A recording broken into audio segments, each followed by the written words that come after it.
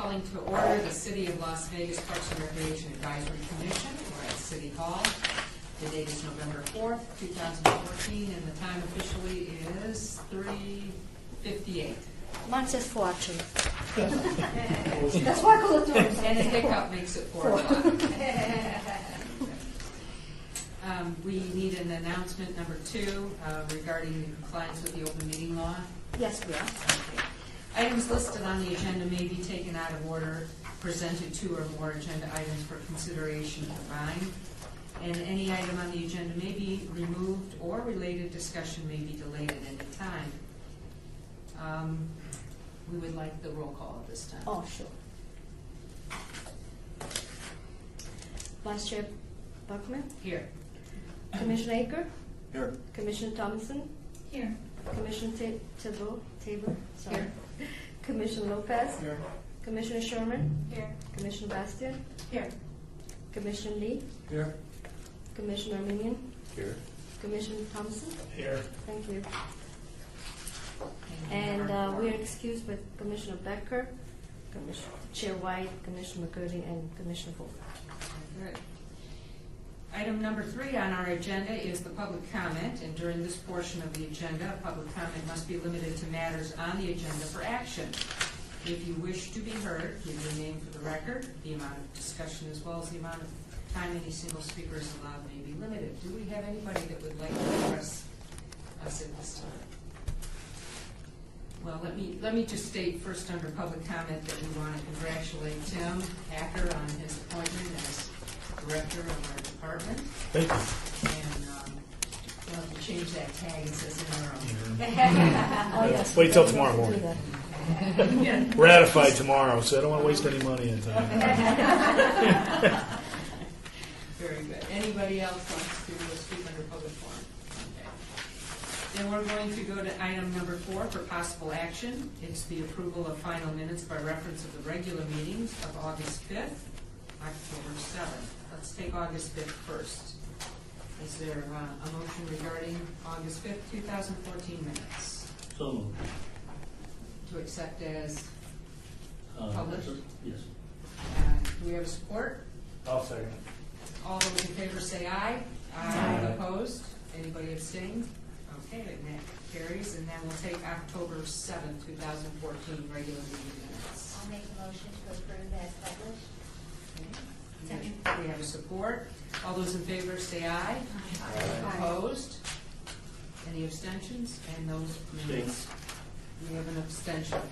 Do you have that noted? I will do that. Thank you. All right, and then we're going to move item 6 forward, which is the report for possible action on capital improvement project outreach update for Dexter, Bob Baskin, and Charleston Heights Park, all in Ward 1. Would you like to introduce it? Thank you, Madam Chair. Mike Haberhorst has worked in our department for a good number of years and has had the responsibility of overseeing our capital improvement, our participation in capital improvement projects. A lot of those are generated out of public works or operations and maintenance.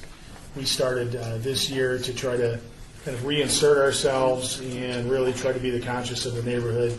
If we're going to spend even monies on resurfacing, repaving, or whatnot, we want to make sure it's money's well spent and on items that will be used in the park. So with that, Mike's been tasked with coming up with the process and the outreach, and although we list 3 on there, which are all in the works, Dexter, we've actually undertaken that. And Yes. so Mike can explain the outcomes from there.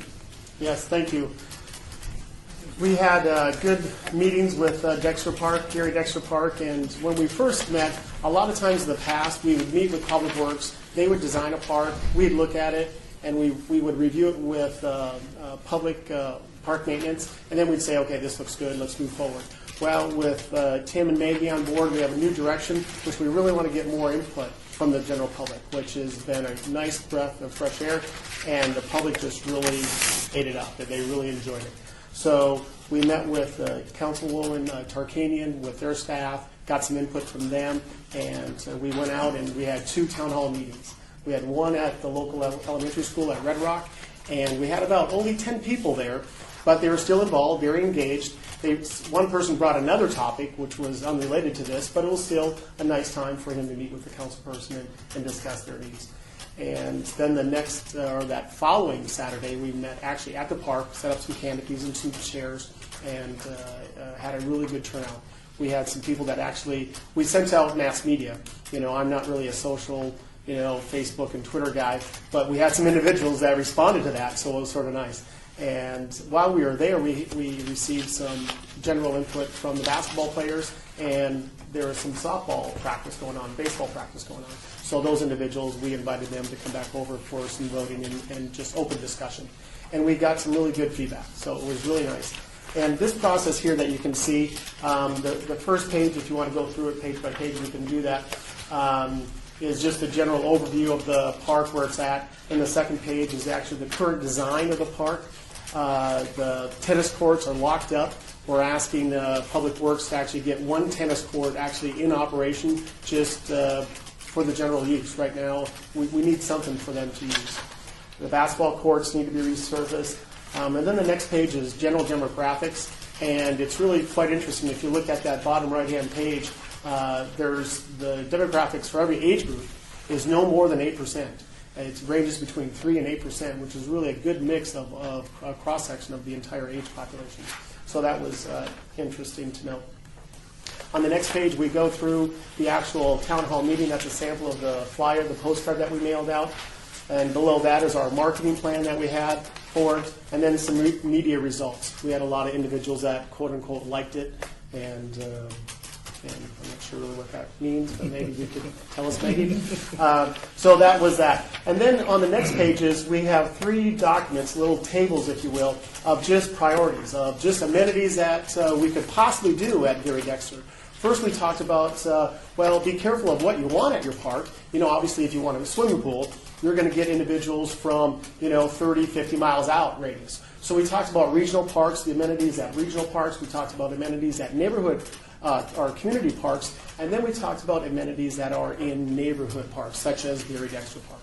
So we talked about the different amenities that attract a wide range of the population, and really be careful of what you ask for in a neighborhood park. So we talked a little bit about that just in general educational sessions, like a skate park.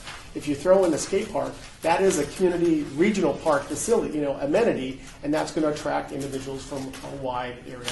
This park here services about 8,300 people, and like I said, that demographic shows that. So we want to keep it that small community aspect. So we had those 3 boards up on front of the meeting. We gave everyone 3 dots. And they were like, well, what if I want more? Well, put your top priority where it is. The basketball gentlemen that were there, some of them put all 3 dots on the basketball court. That was really important to them. So that was the neat thing with the actual dots, is that they could vote however their priorities reflect that. And so on those 3 pages, you could just look through those. The splash pad was a huge hit. 18 individuals, or 18 dots were there. They really won a splash pad. It's a neat feature. It's a neat element to bring to a neighborhood park, and something that we therefore recommended from our department. An interesting one was the increase in trees and landscape. We talked about the need at Gary Dexter. There's a lot of very old, mature trees that are falling. So we talked about if we did remodel it, or if and when we do, we're going to be planting trees in between those large trees so that we can get that growth, that canopy growth at a later date. So they really liked that idea, and that was a nice surprise to me anyway with that. And then on the last 2 pages is after we had the town hall meeting, we met with Public Works again. We met with Daphne and public maintenance individuals, reviewed our recommendations. We met with our staff, because that is a park that we do, that we rent out, for the baseball field and stuff. We met with those staff, and we reviewed our recommendations. And you can just sort of see the bullet points down there with all of that. And then on the last page, we talk about the priority. If funding permitting, we talk about, hey, the splash pad is our number 1 thing that we need to be focused on. And it just goes down from there. One thing that there was some individuals that noted at the town hall meeting was about, well, what about that outfield fence? Can we make that a portable fence? Well, and that's a good idea, but it requires some staffing. And public maintenance, they are parking maintenance, they don't have the adequate staffing to do that. And our fear is that if it wasn't put back by the public, let's say if we gave that responsibility to the user groups, if they did not put that back adequately, then we're going to be inviting adults to go in there and play either softball or baseball. And then from the map, you can see the neighborhood park. They would be receiving softballs and baseballs in the backyard. And that's something, would create a safety hazard. So therefore, from our recommendation, we are recommending to leave that fence there to ensure not only the safety, but just that play is for the youth.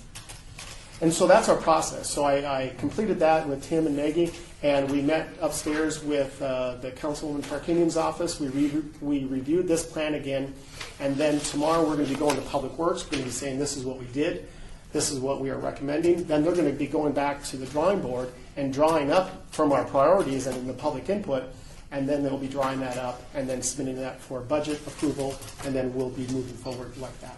And that's a process that's we're currently taking. Any thoughts, questions on that? What area, can you tell me maybe what, in the park, did that splash pad be? Yes. If you go on page 2, when you're looking at those tennis courts, we had a large audience that really liked the basketball. So what we're looking at doing, instead of one model that Public Works was saying is that let's just totally scratch all those courts and start new. Well, to save some money, we are thinking let's just leave those basketball courts where they are, resurface them, and then when you're looking at this map, on the left-hand side, we would keep that tennis court, and then on the right-hand side, that tennis court would become the splash pad. And it's going to be near the playground area because families, they want to sit in a canopy and watch all areas. They want to watch the playground and the splash pad at the same time. So almost that triangle effect, like in your kitchen, you got the sink, oven, and the refrigerator, I think it is. So that's that triangle. And so that's what we want to create here, is that triangle view of line of sight for all the parents. Other questions? Yes, I have a question. I was kind of surprised at how few people were concerned about the parking. So I was wondering, is the baseball court just like a neighborhood baseball? There's no leagues or anything special for that area? Well, interesting enough, in the past, we did reserve that, our Red Rock Little League reserved that field, and they paid for it. The last year, however, they have not reserved that, and I confirmed that with our user groups, contrary to what some individuals indicated at the meeting, which is fine. We didn't want to, do that. But no one is right now reserving that baseball field for baseball. Soccer practice, they are reserving that for baseball. And with that comes, parking. But when you look at the map, and on the bottom right-hand side, across the street, there's those diagonal parking stalls, and that was actually donated to the city, and the city developed that, and that is also additional parking. When you look at that parking lot, the parking lot won't fit current permit or codes, so we're going to redesign that parking lot a little bit and hopefully fit a couple more stalls in there. But that's parking is a concern, but when you put a bigger parking lot, you're inviting a lot more people in there too. But we're not going to be changing the active dynamics of the baseball field or that outfield either. And that parking lot that you just pointed out to us, that must be right here. Actually, if you go on the next page, on the bottom, that page, right down here on the bottom right, that is the City of Las Vegas property also. So I see. when we do a field, I thought your only parking was right here, and I Oh. was like, oh my Well, God. there's street parking as well. correct. And we did notice that the baseball players on the day of the park meeting, they were using that. And there's adequate space for people to park on that curb and traffic to continue, with a good flow. Thank you, that You're welcome. clarified. Vice Chair, I just want to report that both Malcolm and I took an opportunity to go to the park meeting, and then I went to the weeknight meeting over at the Red Rock School. And I know as commissioners, we've been looking for opportunities where we can help support the department staff in assessing what the needs of the community are and making sure that amenities are being brought forward to them. So I would encourage the Ward 5 representatives to come out to the Charleston Heights meeting that will be coming up that I'm sure Mike's going to talk about, because it was just really a lot of fun to meet with the community, also to see staff in action and how talented they are in reaching out to the community and assessing what the users of the park really want to have in the park. I went out in advance to Dexter Park and did observations myself and gave out my business card and talked to people. The weather was really very good for a lot of nighttime and after-school weekend use. So I was in the park about 4 or 5 times with family as well. And people really want to come and talk about their neighborhood park. So it was very rewarding as a commissioner to be able to see staff in action, be able to see the community involved. And I think the councilman was very much satisfied with the attendance and the engagement and the interaction of the citizens. So as these 2 new parks are coming up, even if you don't feel that it represents necessarily the ward council person you've been appointed by, I would encourage you to try to come out if you're available and meet the public and see staff in action. It's a lot of fun. Thank you for the reminder Oh. that we all got regarding the upcoming meetings that we could have. Yeah, I just wanted to extend it. And I thought it was really nice, even though Malcolm's not here because he's busy doing the election, but he rode his motorcycle down, and I thought it was nice. I know everybody's busy, and Saturdays are precious family and personal business time, but it was a good day to be in the park. Thank you for attending. Thank you. That was going to be my next question. Will there be more meetings? I see here that we're trying to do 2 more. A person couldn't make it to the I know. That's I okay. appreciate the feedback, David. But I will let you things going on. Sorry. Will you guys be having any more meeting Ward 3 possibly in the future? Ward 3, yes. Well, on the drawing board, we have a couple new parks coming up in Ward 3. That's Las Vegas Wash, and I forget the other name of this one, but they're on the horizon. Okay. And then there's the other one is right by, it's Harris and Marion Park. It's right by Robinson Middle School. Okay. And those are the 2 that are on the drawing board. Definitely. And those 2 we're submitting for next fiscal year. So, and the process is quite lengthy.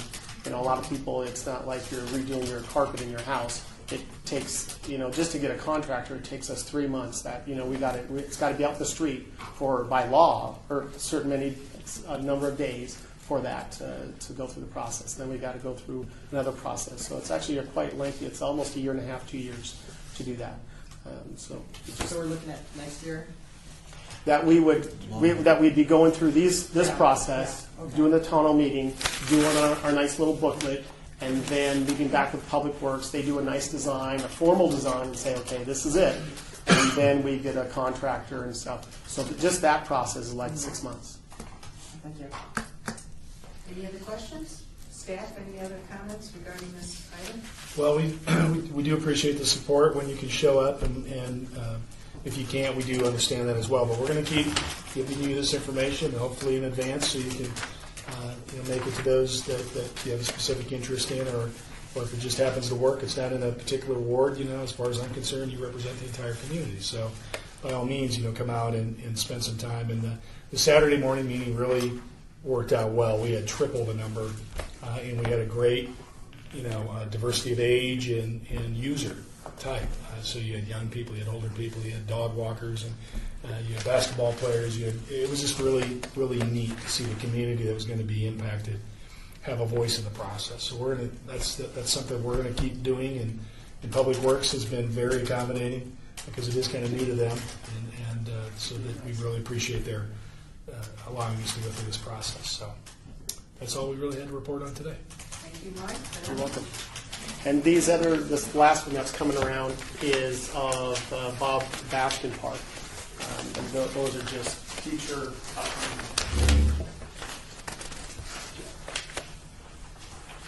Thank you. Thanks, Mike.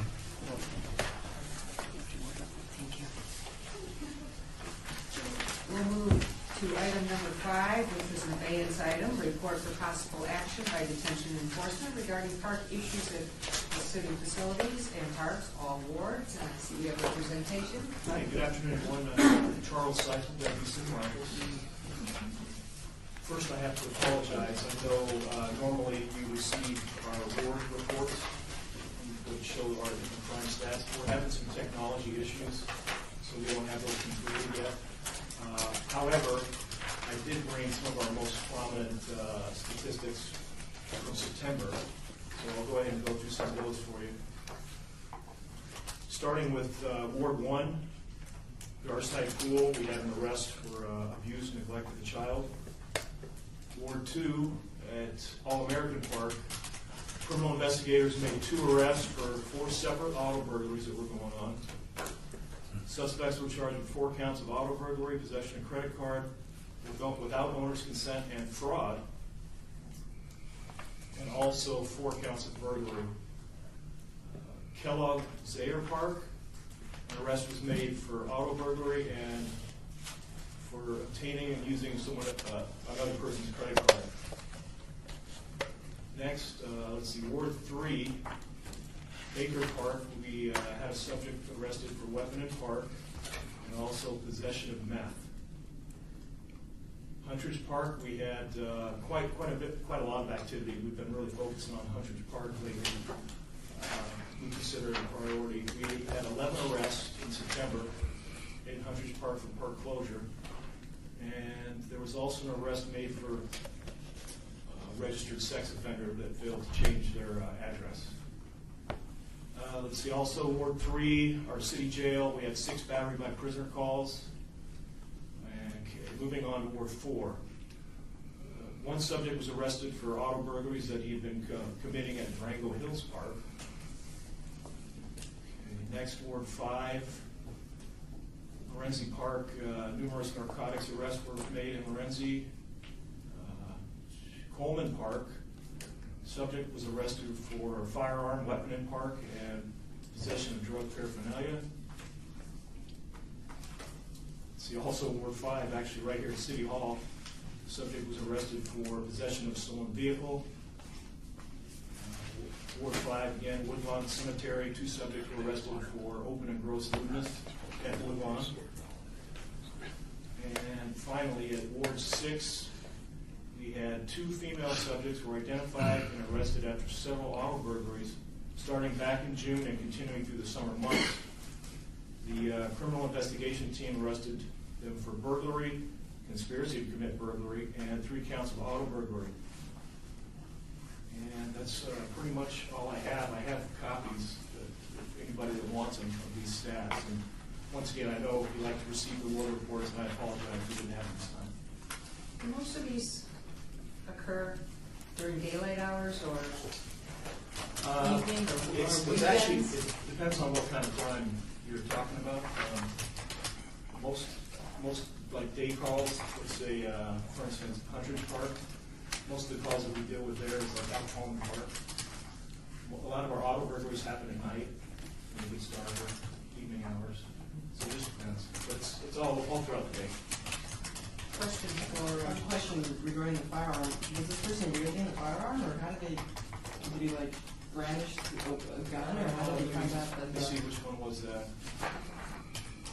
they didn't have a gun? I'm just curious. Oh, you're referring to Coleman Park? Yeah. So one of Arrest for the firearm, weapons weapon in charge. park. Yeah. Actually, that was a 911 call, Mhm. and the subject had a rifle, Oh. and he was out in the park, and he was pointing across the street at a residence. And it turned out that was a pellet gun, but it looked just like a regular rifle. And then subsequent after that, we found out he was a felon. Mm. And then his wife came out and told us that he actually had another firearm in his possession, a 9mm handgun, so we took that too as well. Now, somebody asked me once about CCW. Are those things honored in city parks? As far as we have the CCW? Yeah. Yes, they are. Okay. So this was not one of those cases? No. Okay. And that wouldn't apply to a rifle. Right. And a felon and all that stuff. other questions for Mr. Seaman? Thank you very much. Thank you. Appreciate appreciate your time. When do we see him back again, or somebody from there? Is it next Whenever you month? would like to. They can come every month, or they can come every other month. It's kind of up to the commission. No. Personally, I'd like to hear a monthly report. I don't know how everybody else feels about that. So make that request. That's no problem. Very good. Thank you so Thank much. you. Very much. Appreciate it. Thank you. All right, and we'll move to item 7, which is discussion or possible action regarding Parks and Recreation Commission Las Vegas Municipal Code update and bylaws, all wards. I did. Introduce that. And Madam Chair, we had sent those out, I think over a month ago, Yeah, I have it ready for the meeting. to allow you some opportunity to look at those. I did have an opportunity to meet with Deputy City Manager Scott Adams last week, and we did talk about it. He didn't see anything that, he thought it was more housekeeping, and that's really a good way to probably look at it. I think it addresses the issue that created some conversation, I think, on the council level, which had to do with the golf courses, and I think we, by adding, owned and operated, so that if we do operate a golf course again, that this body would have some oversight responsibilities as well. So with that, do I have a timeline? No, I don't, and I apologize for that. But I'll be, again, talking with Mr. Adams about how he would like to proceed. Kind of ended the conversation with, well, give it the weekend, talk about it at the strategic meetings that they have on the 7th floor, and then we'll know more. I think the board has already advised that they would like to offer Councilman Ross the opportunity to sponsor it. So once the city manager's office is absolutely comfortable, we'll reach out to Councilman Ross and start it. It, of course, would be a bill and an ordinance, so that's at least 2 meetings. Hopefully we can get this rolling at the end of the month, maybe with adoption the first part of December. And then your bylaws, that basically would authorize you to complete your bylaws on your own prerogative. So we might be able to complete that in December. If you take a break in December, then January. Any questions of staff on this item? Okay, the sooner the better is what we say. We'll keep it moving. All right, so there's no action then for us to take at this time. We'll move to number 8, which is discussion for possible action on the pros consulting pricing and revenue report concerning all wards. Again, staff. And Madam Chair, you had asked that, and the board had requested that be sent out. That was sent out. You've had it. We weren't really asked to give a presentation or anything. It's a report that we received, and it's a report that has helped provide us some direction as we've been moving forward with the various revenue enhancements. So, you've had it. Hopefully you've had an opportunity to evaluate it. If you have any questions, or if you would like us to come back with a more formal report, we'd be happy to do that as well. So sorry. Questions of staff regarding the pros consulting? Okay, we have no action to take on that item. So then we can move on to number 9, which is report for possible action by Parks and Recreation Director regarding department announcements, all wards. Tim? Thank you, You're on. Madam Chair. I do appreciate the warm welcome. I think I've had an opportunity to talk with several of you over the last few months about, this really wasn't on my radar, and then you kind of get in with an organization that you start to feel very comfortable with, and you believe that you can add something to it and be on a winning team. So it's with that I great pleasure in accepting the appointment. In addition to that, this month, outside of all those other things that we talked about, good news on the name badges for commissioners. They're ordered and will be here by the next meeting. Did you bring a graphic? No. Yeah. We went through an exercise, and we'll get this sent out to you, and I'm sorry, we were dealing with some of those issues that just kind of bubble up today, but the staff has gone through an exercise with the marketing personnel out of communications on the 7th floor, and trying to find a brand and really identify the department going forward. And we're the first department going through this process. So we We have come up with a lot of input and several months of conversation with probably 12 or 15 of our staff members with a logo for the Parks and Recreation Department. So we'll share that with you. There's some iconic elements because, again, it's developing a brand, and when people see this logo, which will be on your name badges, we'll be the first to actually wear those. But it's going to be on our shirts. It's going to be. Did we get it on our shirts? There's a little joke about that. I had slowed the shirt ordering process down as an interim guy, thinking, let's take 30 days to get this done, and it's been like 90 days. But it's, and we're from the government. We're here to help. So, but we do. I think you'll be impressed with the logo. It has some, like I said, iconic and identifiable elements to it, but it's very, I think it's very conservative and appropriate for our department, and I think you'll wear it with pride. I think it'll distinguish the department going forward. So, again, there was a lot of effort, a lot of conversation, and lots of conversation. But at the end, everyone on that marketing committee seemed very pleased. So hopefully you will be as well. So that's all I have to report at this time. I have a couple questions regarding your report.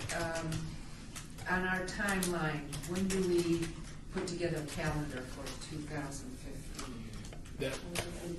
Yeah, it should come out in December. We've actually, are you talking about your meetings or? Yes. Okay, I'm sorry. Yes, We did a departmental calendar, we're always working on yes, those. we will put that on the agenda for December. Okay.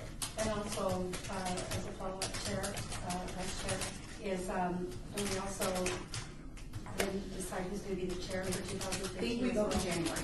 Do that in January. I have a question about, if I may, about the badges. What are we looking at in terms of what it's made of? Because the last badge I had, I think it was laminated, and it kind of starts to These are more, they're magnetic. water. So they're, I think they were like, I don't know, 3.5 or 4 by 2. I mean, they're like it's like a name badge. Like a credit card, kind of. Yeah, Yeah, they're made up, but they're pretty decent quality in there. They're magnetic, so they won't, you don't have to put it in your lapel or whatever. So they should last. It is that newer style, though. If they wear, we'll just make sure we replace them. Don't use them to sharpen a knife or anything like that. Any other questions regarding department announcements? Yes. Just a follow-up on the logo. Since the Parks and Rec is taking the lead, are other departments within the city going to follow through? That's definitely the plan. We were the most anxious as we were re-emerging. We wanted to create an identity and create a brand, and so, and the communications folks really wanted a test subject. We don't like guinea pig, but a test subject. And so, once they're satisfied with where we've been, I think they're going to start working with some of the other. I don't know who's next. I think it might be Cultural Affairs might be next. It's probably those divisions and departments that really interact, provide direct services to the public will probably get the first nods, and then they'll trickle out thereafter. City Attorney's Office, we don't know when. We haven't got it queued up yet. But. At one time, every department had a logo, and it just got very confusing, and they wanted all departments to use the city logo, and so we're the first department who gets our own logo, and I'm not sure. It's a look. It's a look, sorry. Not a logo. A whole It's not a look logo, it's for a look. department. Again, you go. Thank you. Are you going to talk about the logo? Yeah. Oh, well, then I have a clue. I was going to say, is the logo going to affect our business cards? Eventually, yes. Well, no, I think the city business cards will always look like the city business cards. No, So they won't. They will have their own. Nothing ever stays the Sorry. same. Never say never. Exactly. So no, the business card should be fine for now. The city, I think everybody's city business cards will always look the same It's the brand. for consistency purposes. But, sorry. No, it's perfect. I just have a completely different topic. I need to pass the baton to you, and then you pass it to whoever. I was at Rotary Park. I've been at Rotary Park several times on a Friday night, and I talked to Daphne about this, and she thought she was taking care of it. as I talked to her at the Dexter Park meeting, and to Steve Ford. The bathroom situation has been corrected. However, what's happening in the tot lot is on an automatic lighting system, and there's two lighting systems, one that goes over the small tot lot and over the large tot lot. And it's going off at 7 o'clock and 7:15, and then it's dark in the park, except for where the pavilions are lit, which are kind of not enough in close proximity to light the tot lot. Now, that was a problem before the time change. So I'm going back there on Friday nights. That's where I like to go with my grandchildren, especially if the weather is good. And now I'm thinking with the time change, maybe TIFO has changed the lighting up a bit. But there's an automatic, you push the button, and then it supposedly should come back on again for another period of time. But it appears to be its permanent time off. Okay. And I'm thinking the park's open until 11. And so, Should be lit till 11. so there at least should be another hour or so of time to be able to be in the park. 8 o'clock on a Friday night is, or 9 o'clock is probably not unreasonable, depending on the weather. So, and they're just thinking it's just a clock issue. And Steve and Daphne said if I would just remind them, which I have not done, so I'm going to talk to them and have you help me. Thanks. Another just light issue. I noticed at Majestic Fields the bathroom lights haven't been on occasionally in meeting time, so I don't know what that is. Chair, I'm not sure this is appropriate to bring up on agenda item number 9, but I wanted to just ask about the National Parks and Recreation Association. I noticed they're going to be having their annual conference in Las Vegas in September. And I was wondering, not necessarily at this meeting, but maybe at one of our very future meetings, if you could tell us how our City of Las Vegas department might be interfacing with that, and also if there would be any money budgeted for any of your young employees who might not be able to afford the application fee, for maybe some of your incoming employees to attend as part of your budget for the 2015.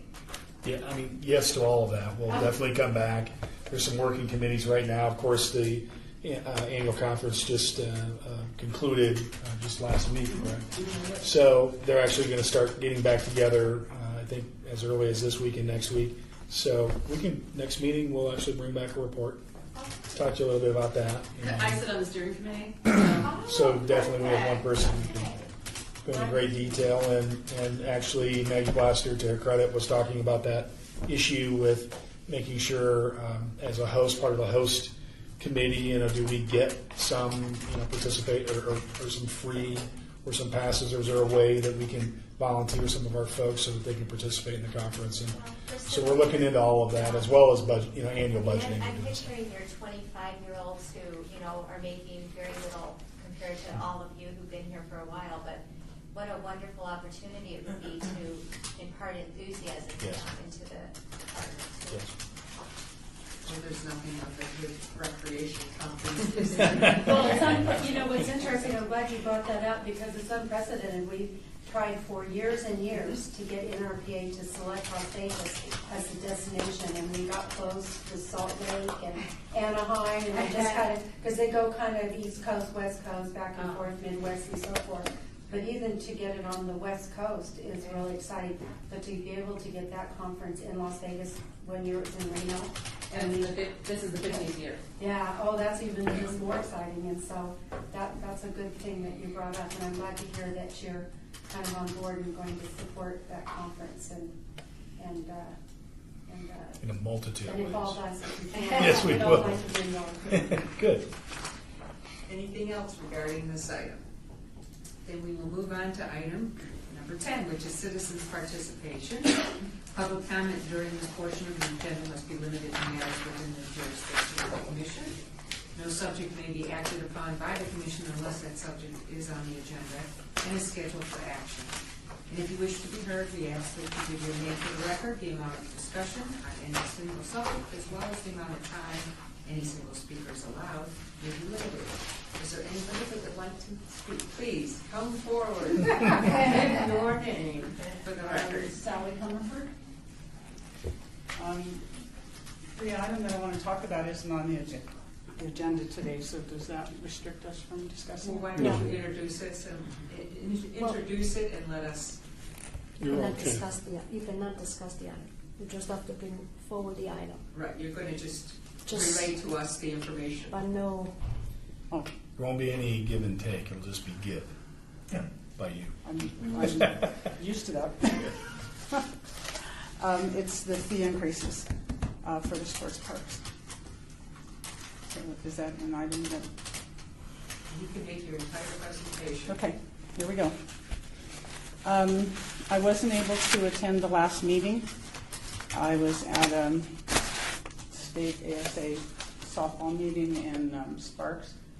I listened to the audio, and every so often there was parts that I couldn't quite understand. I sent my daughter, but her notes were like, whatever.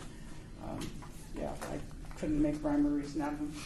But at one point there, Mr. Hacker was talking, and he talked about the increases and being able to keep the locals still participating at the parks, I believe, and then something about 140% and a 40%, and I couldn't connect to that at all. So I was wanting to ask what that was, and then I wanted to pass these around. This item that I'm passing around was actually given to me at this meeting. Trying to remember when it was. I want to say June. Within June. But this is the fee increases that are going to happen. Some have already happened. The August 1st has already happened. The January 1st was, and the March 1st was just announced on Thursday, I believe. And through this whole thing, I had several meetings. I've attended several meetings. A couple of weeks ago, I had what I thought was a very productive 2-hour-long meeting with Mr. Hacker. Maggie and Elgin were there also. But I hear a lot of numbers and figures, and if you go to page 2 and 3, this is what, it was the day before Lonnie left, whenever that was, that meeting, when this was passed out. And it was on the TV. But my math shows percentages, and I'm not sure where all these other numbers are coming. My association is on the last page, Amateur Softball Association of Nevada, and our increase, when all 3 of these increases, well actually 2 are leagues, are done is 612% increase over what we're paying. And those kinds of numbers haven't been discussed. But this is a city-provided document, and I know you have calculators on your phone, so if you want to check it, this is for all the associations. The first step has already gone in, the August 1st, which left our hourly rate alone and included lights. For the most part, I'm not aware of any association that did that.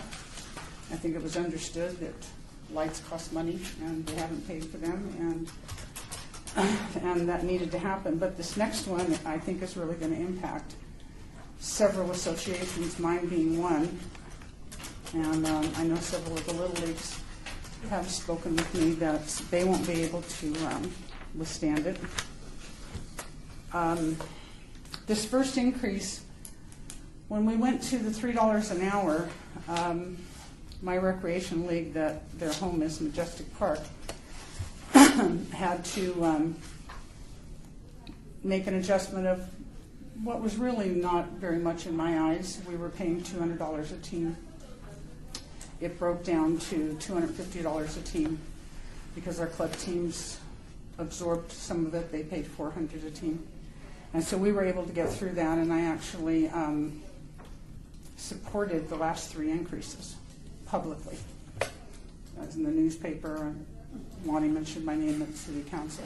I mean, I really was supportive. This one I can't support, and I can tell you that the light fee, the impact on my recreation league alone, increased their per team fee an additional $275. So now they're paying $525 a team. When this one goes in March, if my math is correct, and I'm pretty sure it is, and we can check it, my recreation league will pay $1,103 per team. What was that, 1,000? $1,103 per team. This is per season. Our season lasts approximately 2 months and 3 weeks. So the club teams are paying a larger amount. They're now paying $800 instead of $525. This will take them to $1,680 again per season. So I just really felt that I had to start somewhere else and announce these impacts. What was the second figure, Sally, For the club, 1,680. That's per season and per team. And out of those club teams, just for information, we come together as a family. Maybe 20% of them play in the city. The rest are county teams, and they're just trying to help. Because that's how we do things. ASA girls softball, we're a family. I think that's all I have to say. Thank you very much. Anybody else wishing to address the commission during public forum? Will you speak on what she presented to us next meeting? You can ask for something to be put on the agenda if you would like. And then we can have open discussion, and perhaps staff could field us some backup information prior to the I meeting. think that's would be nice, definitely. Definitely pleased to put on the agenda for next meeting, possibly our feedback from our community and how it would impact our league specifically, or the communities and the teams. I mean, I just did some quick math, and I know we had talked about it. It'll impact our league quite a bit per team, per child, and not maybe discourage people from joining our league. I would like to discuss it. And what kind of backup information can you provide us? Perhaps some of the substance of the meeting, you have a Sally, or? Definitely. You at the last meeting, you saw from operations and maintenance that breakdown by acre for passive and programmable areas, and I think we were all probably a little fascinated to find out it wasn't a huge difference. It was about $150 difference. So you kind of have that as a framework. We'll definitely bring in the information where the lighting fees. That's a pretty easy one to line out and show. And then we'll provide the background material that's available to us. A lot of it is driven by the pros consulting. So we'll pull some of that out and some of the other information that we inherited when we came on board and are putting out there and provide that to you as well. And the conversations are always are very good. We continue to talk with Sally and others. Very early on, as we were going through those initial business impact statements at that time for those initial fee increases that took effect in September, I hope everybody heard me say we're as interested in continuing to ensure good utilization of our facilities and participation. We having the nicest looking parks in the world with nobody on them doesn't really make a lot of sense. So, but it is a balancing act. There are real world costs to providing these services, and some of them benefit very, exceptional groups that it's not the general public that participates in a lot of this, and so trying to find that balance with how do we, justify to those who don't participate in programmed recreation that the cost and the annual the upfront investment and the annual cost. So it's both sides of the coin that we're really looking at. But we'll get you definitely as much information as we can in advance. But I plan on meeting with Sally again later this week. We actually have a meeting. Elgin and I are going to go out and meet with her. And we're going to try to start Commissioner was kind enough to share some of his concerns with Little Leagues, and we want to definitely continue to have those conversations as we look at how we keep people on those fields and participate. When these fields were first built and we knew and I'm talking because I haven't been here. Can we? Sorry. I guess the only other information I would like is the part that the public could provide us, if they're listening right now, as to what you go through to put a child on the field, at what cost, how you come up with all of the resources. I think that would be very important for us to be able to impart to council as they move forward with decisions on fee increases. Okay? Is there anybody else that has a public forum issue? Seeing none, then we will go to adjournment, and we officially